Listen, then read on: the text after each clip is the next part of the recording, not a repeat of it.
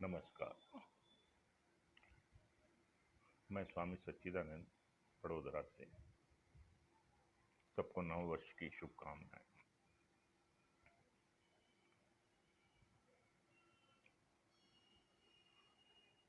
और सभी के अंदर बैठे परमात्मा को मेरा प्रणाम। आज किसी ने एक प्रश्न पूछा कि यह जगत यह जगत स्वप्नवत क्यों दिखता है, स्वप्नवत क्यों कहा गया है। ऋषि मुनियों ने सबने इस जगत को स्वप्न बोला। किस दृष्टि से? हमको तो जगत सत्य लग रहा है। देखिए, दो चीजें हैं, दो सत्य हैं। गीता में कहा है क्षेत्र और क्षेत्रज्ञ, दृष्टा और दृश्य, जानने वाला और जो जाना जा रहा है, नोअर एंड नोन।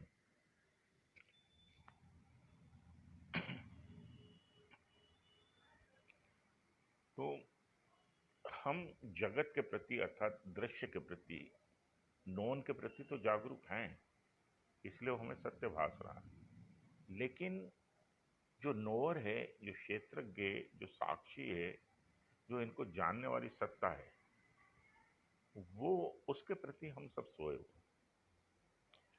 उस सत्ता के लिए कहा गया है कि जो सबके अंदर क्षेत्रज्ञ है, भगवान कृष्ण कहते हैं, वो सबके अंदर मैं हूं। अर्थात जो हमारे अंदर जो जानने की क्षमता है, जो जानना है,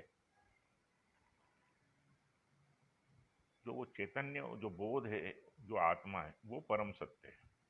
वो कभी नहीं बदलता है। जो चीज कभी नहीं बदलती है वो सत्य होती है। त्रिकाल अबाधितम इति सत्यम, जो तीनों काल में बना हुआ है, जो जागृत स्वप्न सुषुप्ति को जानना है, भूत वर्तमान भविष्य तीनों में समान रूप से विद्यमान है, उस सत्ता को सत्य बोलते हैं, जो बदलती नहीं। स्वप्न में जब हम होते हैं तो हमें स्वप्नवत नहीं दिखता, वो सत्य दिखता है। ऐसे ही जब तक हम इस जगत में सोए हुए हैं, अर्थात हम जगत के प्रति जागृत हैं, तब तक हमें जगत सत्य दिखेगा। जैसे जागने पे स्वप्न स्वप्न दिखता है, उसी प्रकार जब हम अपने स्वरूप के प्रति, आत्मा के प्रति जाग जाएंगे तो जगत स्वप्नवत हो जाएगा। किस तरह हो जाएगा कि हमें यह दिखेगा कि जो परिवर्तनशील है, जगत में हर चीज परिवर्तनशील है। जन्म होता है तो मृत्यु आती, विचार आते चले जाते, दुख आता है चला जाता है, फिर सुख आता है वो भी चला जाता है। हर तरह की स्थितियां आ रही हैं, जा रही हैं, आ रही जा रही।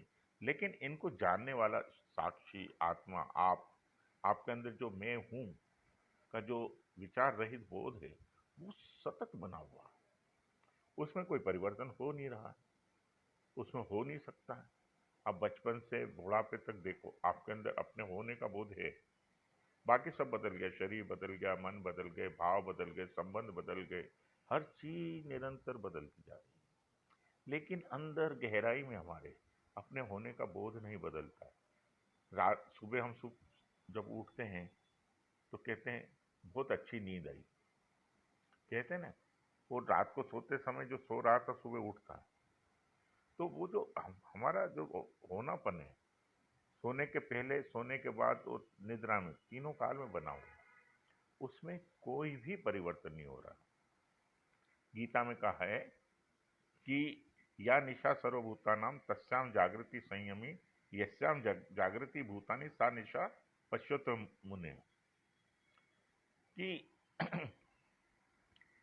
यह जो सब, जिस स्तर पे सब सो रहे हैं, है ना, कि जगत के प्रति, आत्मा के प्रति सब सोए हुए हैं, लेकिन जो ज्ञानी है, आत्मज्ञानी है, वो आत्मा के प्रति, जो नोर है, जो साक्षी है, उसके प्रति जगा हुआ, अपने प्रति जगा है, स्वयं के प्रति जगा हुआ, अपने सत्ता के प्रति जगा हुआ। और जिस जिसके प्रति सब सोए हैं, अर्थात आत्म स्वरूप के प्रति सब सोए हुए हैं, लेकिन योगी उसके प्रति जगा हुआ है। और जिसके प्रति सब जगे हुए हैं, यानी संसार के प्रति, दृश्य के प्रति, उसके प्रति वो उदासीन है, सोया हुआ है मतलब उदासीन है। वो उसके लिए असत्य हो गया। क्योंकि जब ये पता चल जाता है कि मैं आत्मा हूं, मैं ब्रह्म हूं, मैं सत्य हूं, मेरे में क्षय और वृद्धि नहीं होती, मेरा उदय और अस्त नहीं होता है ना, फिर संसार के प्रति व्यक्ति उदासीन हो जाता है। क्यों हो जाता है? उसको किसी से मोह नहीं होता, किसी से शोक नहीं होता, किसी से राग नहीं होता, किसी से द्वेष नहीं होता। वो तो वो सबके प्रति सम हो जाता है, क्योंकि उसको पता चल जाता है जगत असार है, मिथ्या है। और इस तरह उसको जगत स्वप्नवत लगता है। वो तीनों कालों में अपने आत्म स्वरूप के प्रति सतत जागृत रहता है, उसको बोध रहता है अपने ब्रह्म होने का। यानी वो बोध ही हो जाता है, ब्रह्मविद आपनोति परम। ब्रह्मविद ब्रह्म को पा लेता है या ब्रह्म हो जाता है, ब्रह्मविद ब्रह्मैव भवति। परम यानी एब्सोल्यूट ट्रूथ, ब्रह्म यानी एब्सोल्यूट ट्रूथ, अंतिम सत्य, जिसमें सारा जगत स्थित है, जिससे सारा जगत उत्पन्न होता है, जिसमें सारा जगत स्थित है, जिसमें सारा जगत लय हो जाता है, उसको, उस परम चैतन्य सत्ता को, सत्चित आनंद को ब्रह्म बोलते हैं। वो उसी में ही विचरण करता है, उसी में ही रहता है। या यद गत्वा न निवर्तन्ते तद धामम परमम, फिर वहां से उसका लौटना नहीं होता, वो उस परम धाम में निवास करता है। तो कहने का तात्पर्य ये है कि संसार इसलिए स्वप्नवत है क्योंकि जब हम अपने स्वरूप के प्रति जाग जाते हैं तो ये स्वप्न हो जाता है। संसारी के लिए सत्य है, जो संसार में जी रहे हैं, संसार को देख रहे हैं, संबंधों में जी रहे हैं, पैसे कमाने में लगे हैं, है ना, संपत्ति जोड़ने में लगे हैं, बनाने में लगे हैं, उनके लिए संसार सत्य है। लेकिन स्वयं को जिसने जान लिया उसके लिए संसार स्वप्नवत है, ब्रह्म है, ब्रह्म सत्यम जगत मिथ्या। तो ये जान करके कहा गया, ये कोई कल्पना नहीं की गई है, गेस नहीं किया गया है। तो तो अगर आपको कोई बोल भी दे कि संसार स्वप्न है, तो इसका मतलब ये नहीं कि आपको स्वप्नवत दिखेगा। कितना भी हम किताबों में पढ़ लें, रट लें कि ब्रह्म सत्यम जगत मिथ्या, नहीं होगा।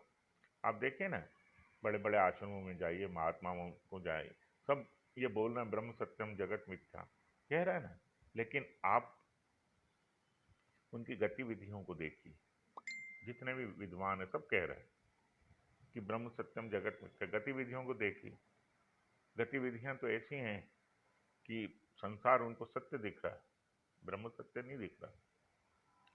तो ऐसे कई कांड हैं, कई बातें हैं। तो ये कब दिखेगा ब्रह्म सत्य है? जब हम आत्मज्ञान प्राप्त कर लेंगे, स्वयं को जान लेंगे, अपने स्वरूप को जान लेंगे। कैसे जानेंगे? ध्यान में बैठना पड़ेगा आपको, रोज अपने चित्त का निरीक्षण करना पड़ेगा, साक्षी होकर अपने चित्त को देखना पड़ेगा। देखते देखते चित्त शांत हो जाएगा।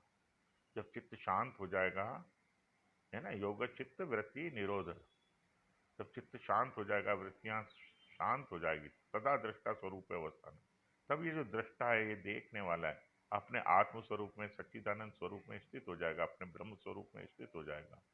तो जब तक हम साधना नहीं करेंगे, ध्यान नहीं करेंगे, तब तक जगत हमें सत्य दिखेगा। और जैसे ही हमें अपने ध्यान के द्वारा, साधना के द्वारा हमें अपने आत्म स्वरूप का बोध हो जाएगा, हम अपने आप को जान लेंगे, तब हमें जगत स्वप्नवत दिखेगा और संसार असत्य दिखेगा। सॉरी, संसार स्वप्नवत दिखेगा और आत्मा सत्य दिखेगी, है ना, जगत स्वप्नवत हो जाएगा। स्वयं को जानना है, महत्व इस बात पे दें। आप इस जगत को स्वप्नवत डेलिबरेटली नहीं देख सकते। ये जगत तभी आपको स्वप्नवत दिखेगा जब अपने स्वरूप के प्रति जागेंगे, अपने आत्म स्वरूप के प्रति जागेंगे। आप देखेंगे मैं तो बदल ही नहीं रहा हूँ, सब कुछ बदल रहा है, हर चीज आ रही है जा रही है, दुख आ रहा है जा रहा, सुख आ रहा है जा रहा, विचार आ रहे हैं जा रहे हैं, संबंध आ रहे हैं खत्म हो रहे हैं, फिर नए संबंध बन रहे हैं, है ना, नए लोग पैदा हो रहे हैं, पुराने मर रहे हैं, है ना। ऐसे हर चीज विदा हो रही, आ रही और विदा हो रही है, लेकिन मेरा होना नहीं बदल रहा, मेरा होना सतत बना हुआ। तो इस ये बोध कब आएगा? जब आप ध्यान में उतरेंगे, समाधि में उतरेंगे, अपने स्वरूप को जानेंगे, अपने आत्म स्थिति में टिकेंगे, उसके पहले आपको यह जगत स्वप्नवत नहीं दिखेगा।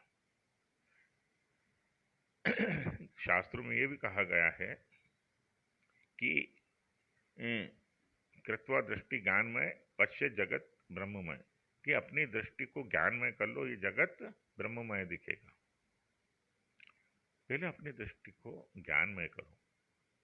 और दूसरा, इससे भी ऊंची स्थिति, जगत दिखना ही बंद हो जाता है। रमण महर्षि की जो स्थिति थी उसमें तो जगत दिखता ही नहीं है, वो विरूपाक्ष गुफा में 17 साल तक पड़े रहे, ऐसी स्थिति भी है।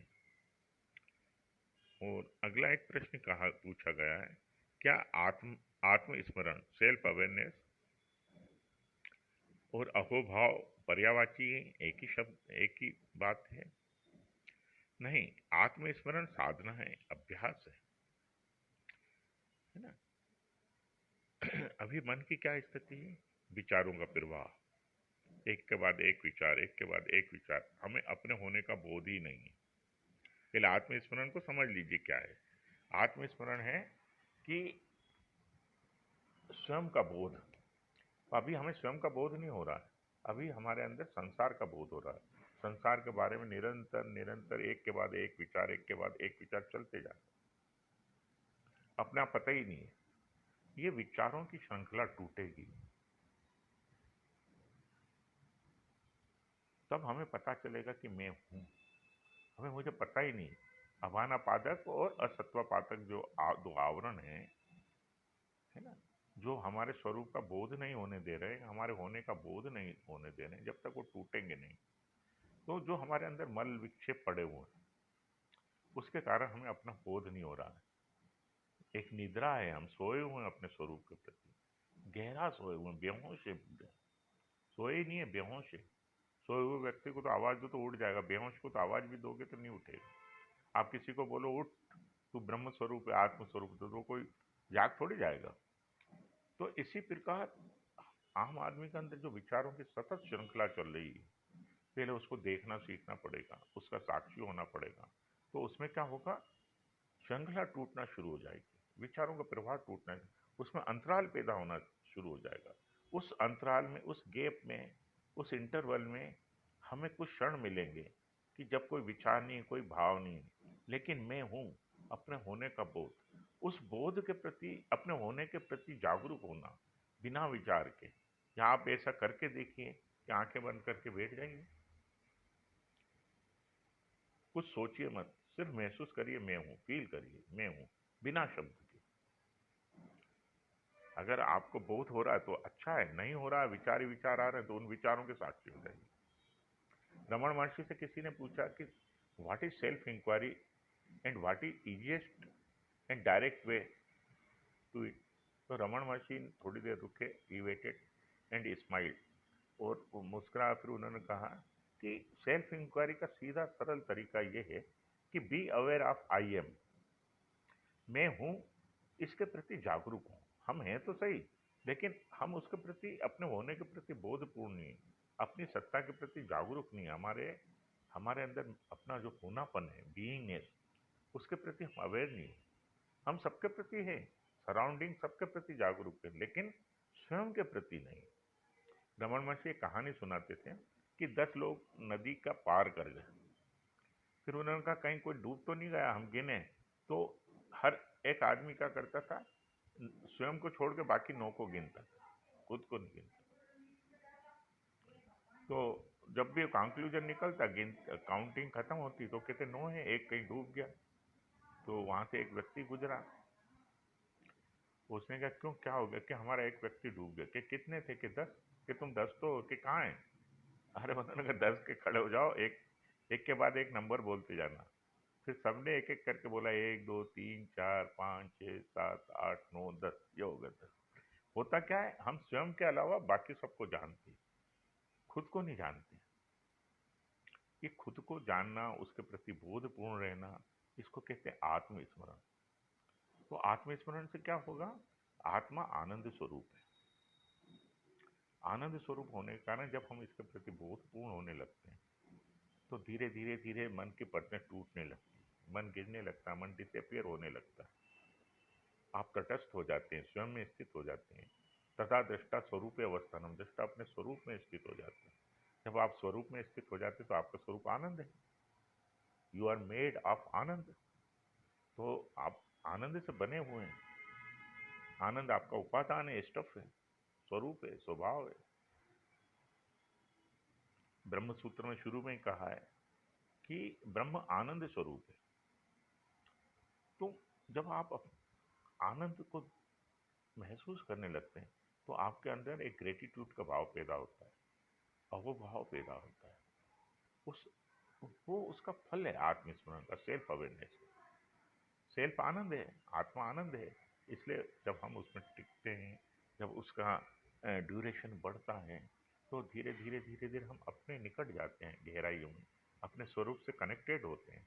उस कनेक्टिविटी में हमें आनंद का बोध होने लगता है और अंदर से अहोभाव आता है, अरे अहो अहम, मैं इतना महान हूँ, मैं आनंद स्वरूप हूँ, मैं अमृत स्वरूप हूँ, मैं ब्रह्म स्वरूप हूँ, मेरी मृत्यु नहीं होगी।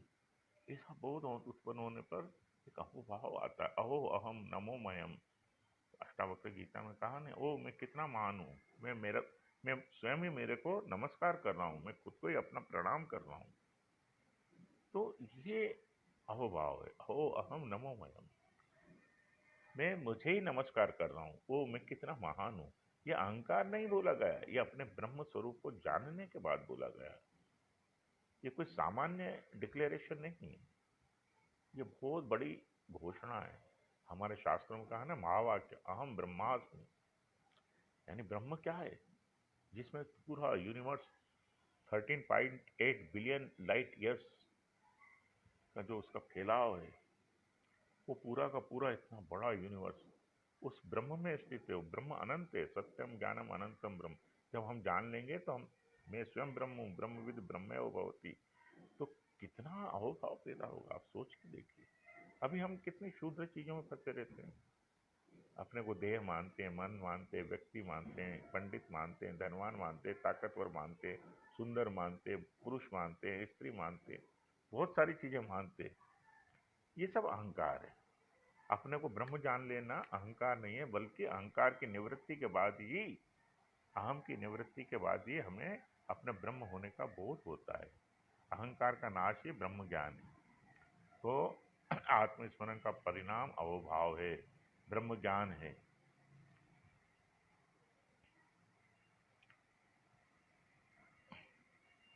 एक छोटा सा एक प्रश्न और है कि किसी ने पूछा है कि मनुष्य सुख की इच्छा क्यों करता है संसार में। मनुष्य सुख की इच्छा इसलिए करता है कि वो दुख में है, उसके अंदर गहन दुख छिपा हुआ है। एक तो पास्ट का, भूतकाल का दुख, पुराना, जन्मों जन्मों का बोल दो, कुछ भी बोल दो, भूतकाल का दुख है, बहुत गहन है, अचेतन में पड़ा हुआ। क्यों है? क्योंकि आत्मज्ञान के अभाव में, अपने आनंद स्वरूप के अभाव में हमारे अंदर ईगो पैदा हो गया है ना। आत्मज्ञान के अभाव में हम चित्त से तादात्म्य करके अपने को व्यक्ति समझने लग गए, शरीर समझने लग गए। आत्मा आनंद स्वरूप है, इसलिए वो आनंद खो गया, हमारा अभाव हो गया। उस अभाव में क्या हुआ, हम संसार में सुखों को खोजने लगे। सुख की खोज में क्या हुआ कि दुख एकत्रित होने लगा, कि और वो दुख संचित हो जाता हमारी चेतना में। यह उसका स्वभाव, उसके जो अवशेष बचे रहते हैं और फिर वो जन्मों जन्मों में इकट्ठा होता चला जाता है। तो भूतकाल का जो दुख है, उस दुख से पलायन करते हैं हम। उस दुख को हटाने के लिए या उससे हम संघर्ष करते हैं हम। तो जितनी भी हमारे स्ट्रेस, टेंशन, नकारात्मक प्रवृत्तियाँ, इमोशन, सब इस दुख के कारण होते हैं। और मनुष्य की संसार में समस्त गतिविधियों के कारण वो हमारे अंदर पड़ा हुआ संचित दुख है। पास्ट का pain, accumulated pain, Eckhart Tolle उसको अकुमुलेटेड पेन या पेन वाडी भी बोलते हैं। वो हमारी कॉन्शियसनेस दुख स्वरूप हो गई और वो हमें अंदर सतत बेचैन करती है। चूल की तरह चुभती, इसलिए हम संसार में कुछ कर्म में लिप्त हो जाते हैं, वर्कोलिक हो जाते हैं, सतत कर्म करने की आदत पड़ जाती है ना। मनोरंजन में घुसते हैं, सेक्स में जाते हैं, धन कमाने में लग जाते हैं, बच्चे पालने में लग जाते हैं, लेकिन हम अपने अंदर के दुख को देखते हैं। तो उस आंतरिक संचित दुख के कारण हम बाहर भागते हैं, तो फिर प्रेजेंट में भी हम दुख क्रिएट करने लग जाते हैं, क्योंकि संसार में सुख है नहीं, कहीं भी सुख नहीं है। हम हर व्यक्ति से, हर चीज से बोर हो जाते हैं। तो वो संचित दुख के कारण हम वर्तमान में भी दुख पैदा करते हैं, और वो वर्तमान का दुख वो भी संचित होता चला जाता है। तो ये लगातार प्रोसेस चलती रही। तो और दुख पे दुख बढ़ता है, और आदमी एक विक्षिप्त हो जाता है, एबनॉर्मल हो जाता है। तो ये कारण है तृष्णा का, कि अंदर दुख है, तो दुख के कारण तृष्णा पैदा होती है, तृष्णा के कारण दुख पैदा होता है। तो एक विशियस साइकिल पैदा हो जाता है, दोनों एक दूसरे को बढ़ाते रहते हैं। तो मार्ग क्या है? अवेयरनेस मार्ग है। इसके प्रति जागिए, ध्यान में बैठिए, अपने विचारों को देखिए, भावों को देखिए। इस मन से जैसे जैसे आपका तादात्म्य टूटेगा, जैसे जैसे आप आत्मज्ञान की ओर मुड़ेंगे, मन से मुक्त होंगे, मन से तादात्म्य टूटे, क्योंकि दुख मन में है ना, कहीं और थोड़ी है।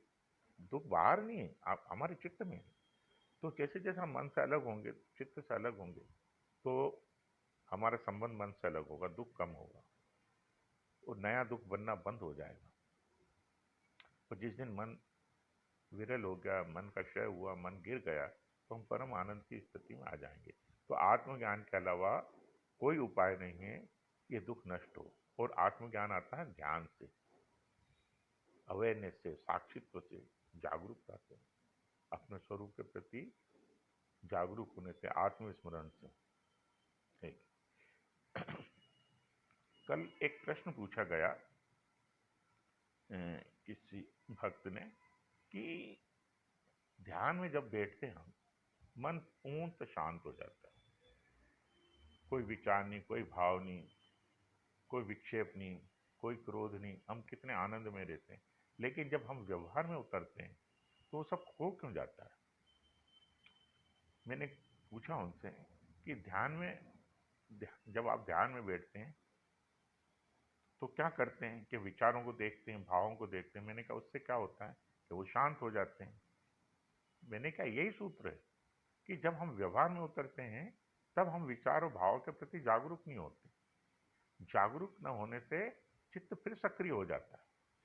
जैसे आप ध्यान में अपने मन के प्रति जागरूक से बैठकर, ऐसे व्यवहार में भी अपने चित्त के प्रति, विचारों के प्रति, भावों के प्रति, ईगो के प्रति, अपने दुख के प्रति, क्रोध के प्रति, पूरी चित्त की गतिविधियों के प्रति सजग रहें, तो आपकी शांति व्यवहार और कर्म में भी बनी रहेगी। अन्यथा जब आप बैठ के ध्यान करेंगे तब तो बन जाएगी, व्यवहार काल में भंग हो जाएगी। इसलिए हमें बैठकर भी ध्यान करना है और व्यवहार में भी जागरूक रहना है। बैठकर जब हम ध्यान करते हैं तब भी चित्त के प्रति जागरूक होना, साक्षी होना है, आत्मा में स्थित होना है। उसी प्रकार जब हम व्यवहार करते हैं, कर्म करते हैं, उस क्षण भी हमें चित्त के प्रति जागरूक होना है, अपने आत्मा के प्रति जागरूक होना, आत्मा में स्थित होना, आत्मस्मरण रखना, आत्मबोध बनाए रखना। तो हमारा व्यवहार और ध्यान एक हो जाएंगे। कर्म में ध्यान चलेगा और ऐसा हो जाएगा, और हम बड़े आनंद से इस जगत में जी सकेंगे। ऐसा कह के मैं अपनी वाणी को विराम देता हूँ। धन्यवाद, आपने मेरी बातों को प्रेम से सुना। आप मेरे से किसी भी प्रकार के प्रश्न पूछ सकते हैं, आध्यात्मिक प्रश्न, यानी किसी भी प्रकार का, या ध्यान से संबंधित किसी को समस्या हो। मैं मेरे फ़ोन नंबर भी लिख देता हूँ। तो ये निःशुल्क सेवा है, आप निसंकोच पूछिए। धन्यवाद, आपने मुझे सुना। हरिओम।